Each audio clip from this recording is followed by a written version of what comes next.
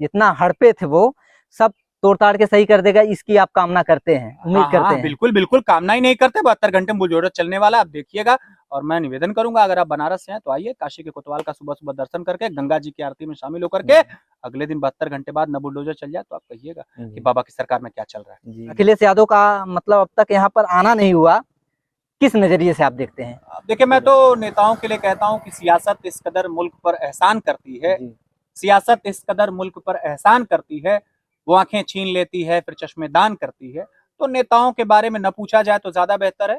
ये कोई आपराधिक घटनाक्रम नहीं है। एक सामान्य युवक मरा है, एक खिलाड़ी मरा है, एक 5 बहनों के बीच का एक भाई गया है। 4 से ज्यादा बार एप्लीकेशन लोगों ने दे दी, यानी पुलिस प्रशासन के पास इस बात की पूरी जानकारी रही है। और सबसे बड़ी बात, 30 अक्टूबर को जिस दिन अनुराग जैसे नाबालिग बच्चे की गला रेत करके पीछे से हत्या कर दी गई, और वो जो रमेश यादव था, यहां से बड़े इत्मीनान के साथ वो लखनऊ जाता है। और क्या कहानी गजब की यहाँ पुलिस बना रही है कि अलीगंज थाने में संदिग्धावस्था में घूमते समय 2 युवकों को पकड़ लिया गया है। एक का नाम रमेश यादव है और एक का नाम फला है। अभी कभी ऐसा आपने सुना? ये सारी चीजें टेलीविजन में देखने सुनने में बड़ी अच्छी लगती हैं। उसके बाद चमचमाती हुई गाड़ी से उस अपराधी को यहाँ लाया जाता है, उसके बाद फिर उसको सजा सुना दी जाती है। हम हैं वही जौनपुर जिला जहां पर जो है अनुराग यादव एक नाबालिग लड़के की गला काटकर हत्या कर दी जाती है, और किसी के सर में जो है जू तक नहीं रेंगती। सबसे बड़ी बात यह है कि योगी सरकार, वही योगी सरकार जिनको बोला जाता है, उनके सरकार में जो माफिया कत्ल करके इस चौराहे से उस चौराहे तक जाने तक की समय नहीं मिलती है। आज वहीं पर हम जो है मौजूद है, और यहाँ पर हम एक युवक हैं, आइए इनसे खुद उनका परिचय जान। बहुत बहुत स्वागत है। नमस्ते, मेरा नाम धनंजय राय है और मैं यहीं पास के गांव का रहने वाला हूं। आपको, आपकी पूरी टीम को कबीरुद्दीनपुर में आने पर आपका बहुत बहुत स्वागत करता हूं। अच्छा धनंजय भाई, आपको क्या लगता है, वैसे तो एक मंगेश यादव इनकाउंटर जो हुआ था, जौनपुर जिले की बात है, वहां पर जो है मतलब 1.5 करोड़ की छिनौती हुई थी, जो भी हुआ था, 2-3 का इनकाउंटर कर दिया गया। आपको क्या लगता है इस मामले में जो है बीजेपी सरकार या बुलडोजर पीछे रह गया? देखिए, सबसे पहले तो मुझे लगता है कि पत्रकार साथी, आपके सवाल की मैं प्रतिक्रिया करूं, आपके सवाल का मैं जवाब दूं। न मालूम क्यों मुझ जैसे एक सामान्य से आदमी को ये पूरी की पूरी जो घटना है मुझे स्क्रिप्टेड लगती है। नहीं तो आप मुझे जरा बताइए, मैं 2-3 छोटे छोटे तर्क देकर के अपनी बात करना चाहूंगा। ये पूरा का पूरा घटनाक्रम लगभग 35 साल पुराना जमीनी विवाद का है। इस बात की पुष्टि 35 साल से हो रही है कि ये पूरा का पूरा मामला राजस्व विभाग की जानकारी में है। मैं पिछले 1 महीने का आपको रिकॉर्ड बताऊं कि ये सच्चो राजाराम द्विवेदी यहीं रहे, उससे पुराने समय के सच्चो रहे। 4 से ज्यादा बार एप्लीकेशन लोगों ने दे दी, यानी पुलिस प्रशासन के पास इस बात की पूरी जानकारी रही है। और सबसे बड़ी बात, 30 अक्टूबर को जिस दिन अनुराग जैसे नाबालिग बच्चे की गला रेत करके पीछे से हत्या कर दी गई, और वो जो रमेश यादव था, यहां से बड़े इत्मीनान के साथ वो लखनऊ जाता है। और क्या कहानी गजब की यहाँ पुलिस बना रही है कि अलीगंज थाने में संदिग्धावस्था में घूमते समय 2 युवकों को पकड़ लिया गया है। एक का नाम रमेश यादव है और एक का नाम फला है। अभी कभी ऐसा आपने सुना? ये सारी चीजें टेलीविजन में देखने सुनने में बड़ी अच्छी लगती हैं। उसके बाद चमचमाती हुई गाड़ी से उस अपराधी को यहाँ लाया जाता है, उसके बाद फिर उसको सजा सुना दी जाती है। बहुत कुछ देखिए होने वाला नहीं है, मैं आपको बहुत स्पष्ट बता दूं। बड़ा मामला तो है, आग जल रही है, ज्वाला निकल रही है, साल 2 साल 4 साल चलेगा। हाई कोर्ट के नीचे जमानत नहीं मिलने वाली है, हाई कोर्ट तक मुकदमा चलेगा। बेचारे ये गरीब हैं, मजलूम हैं, बेबस हैं, लड़ नहीं पाएंगे, केस पैरवी नहीं हो पाएगी, ठंडे पड़ जाएंगे, और फिर आखिर न्याय व्यवस्था हार जाएगी, और ये जो अपराधी है फिर से खुला घूमेगा, और फिर आने वाले समय में किसी की हत्या करेगा। नहीं, आपको क्या लगता है, जैसे बहुत सी राजनीतिक पार्टियां हैं, आगामी जो है उपचुनाव भी होने वाले हैं उत्तर प्रदेश में, आपको क्या लगता है इस मामले में जो है अखिलेश यादव जो है यादव के बहुत बड़े नेता माने जाते हैं और कहते भी हैं अपने आप को, आपको क्या लगता है अब तक अखिलेश यादव का मतलब अब तक यहाँ पर आना नहीं हुआ, किस नजरिए से आप देखते हैं? देखिए, मैं तो नेताओं के लिए कहता हूं कि सियासत इस कदर मुल्क पर एहसान करती है, सियासत इस कदर मुल्क पर एहसान करती है, वो आंखें छीन लेती है फिर चश्मेदान करती है। तो नेताओं के बारे में न पूछा जाए तो ज्यादा बेहतर है।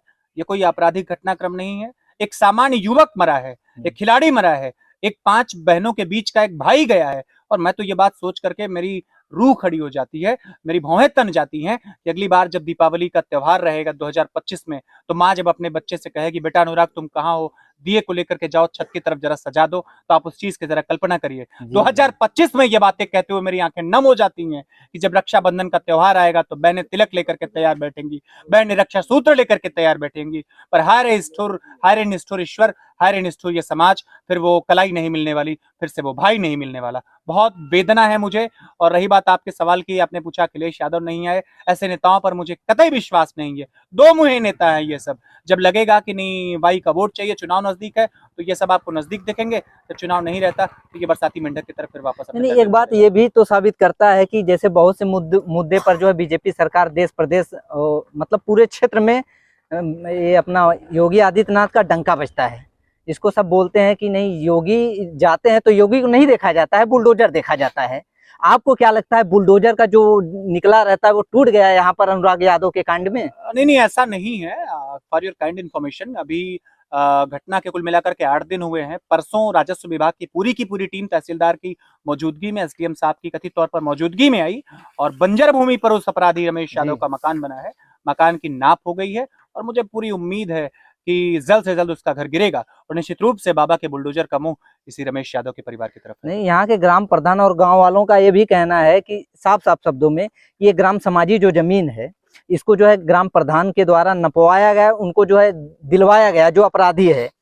तो फिर मतलब क्या उत्पन्न हो गया, ऐसा क्या हो गया कि जो है इनको गला काटना पड़ गया? देखिए, समाज वैमनस्य की तरफ बढ़ रहा है। सामाजिक पतन की ये पराकाष्ठा का दौर चल रहा है। आपको मैं बहुत साफ सुथरे ढंग से बताऊं, हमारे घर के सामने अगर जरा से किसी पड़ोसी की जगह खाली है तो हम झाड़ू लगाते माटी इकट्ठा कर देते हैं, कब्जा करना चाहते हैं। ये नीयत बदली है लोगों की, मानसिकता लोगों की सड़ रही है और इस वजह से समाज भी सड़ रहा है। हम आप अपने अंदर सुधार कर लें, ये समाज को सुधर जाएगा। आपको क्या लगता है, अपराधी जो इस समय हिरासत में हैं, आपको क्या लगता है अपराधी जो है, अपराधियों को सजा मिलेगा या फिर बेल पर, मतलब खुले छुट्टे सांड की तरह बेल पर निकल करके जो है फिर आगे जो है इसी प्रकार का प्रक्रिया? देखिए, सामान्य व्यक्ति होने के नाते मैं तो जुडिशरी पर विश्वास करता हूं और मैं ये उम्मीद करता हूं कि नहीं, जो भी अपराधी पकड़े गए हैं कठोर से कठोर सजा दी जाएगी और निश्चित रूप से सजा दी जाएगी। सिर्फ मैं भरोसा कर सकता हूं और योगी जी की सरकार पर मुझे पूरा भरोसा है कि पुरानी सरकारों में ये काम तो थोड़े कम हो पाते थे, लेकिन इस सरकार में काम अच्छा होगा और सारे के सारे जो अपराधी हैं, जो सलाखों के पीछे हैं,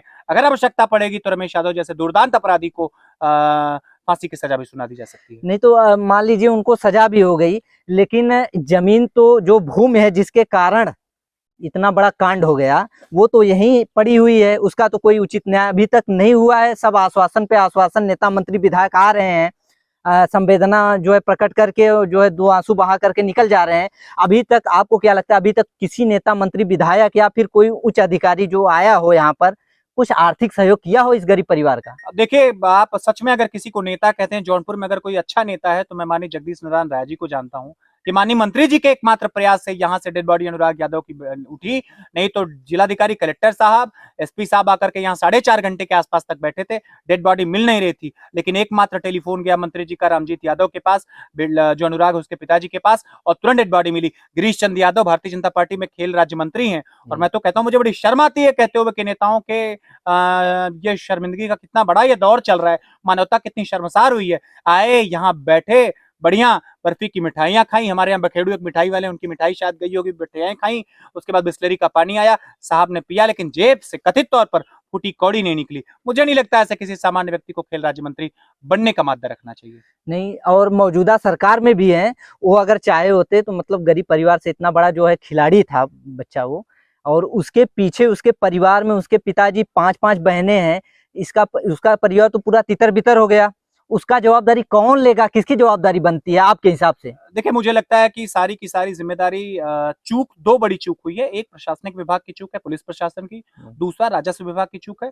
और रही बात, आपने कहा कि खेल मंत्री आखिर कुछ न कुछ क्यों नहीं कर रहे इस परिवार को, तो मैं आपको बताना चाहूंगा कि देखिए, थोड़ा पेपर वर्क रहता है, थोड़ी लंबी प्रोसेस रहती है, लेकिन मैं ये बात बड़े दावे के साथ कह रहा हूँ कि बाबा की ये सरकार निश्चित तौर पर इस परिवार के साथ खड़ी है और पूरी दृढ़ता के साथ इस परिवार को न्याय दिला करके ही रहेगी।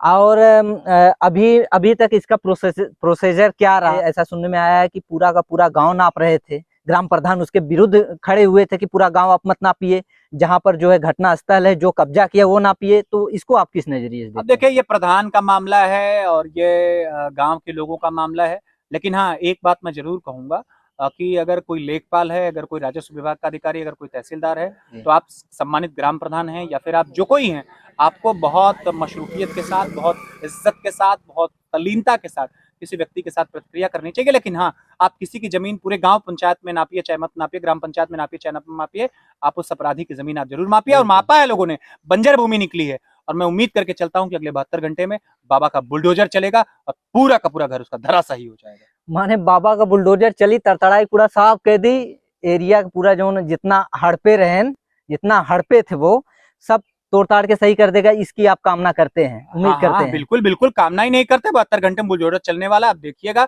और मैं निवेदन करूंगा, अगर आप बनारस से हैं तो आइए, काशी के कोतवाल का सुबह सुबह दर्शन करके गंगा जी की आरती में शामिल होकर के अगले दिन 72 घंटे बाद न बुलडोजर चल जाए तो आप कहिएगा कि बाबा की सरकार में क्या चल रहा है। तो भैया ये थे धनंजय राय जी, जो कि अपना जो है बात बेबाकी से रखा, और क्या कुछ प्रक्रिया हो रही है अनुराग यादव जो हत्याकांड है इसमें काफी कुछ बताने का प्रयास किया। और इसी तरह की न्यूज आप लोग को इस चैनल पे मिलते रहेंगे, तब तक के लिए इजाजत चाहेंगे। जय हिंद, जय भारत।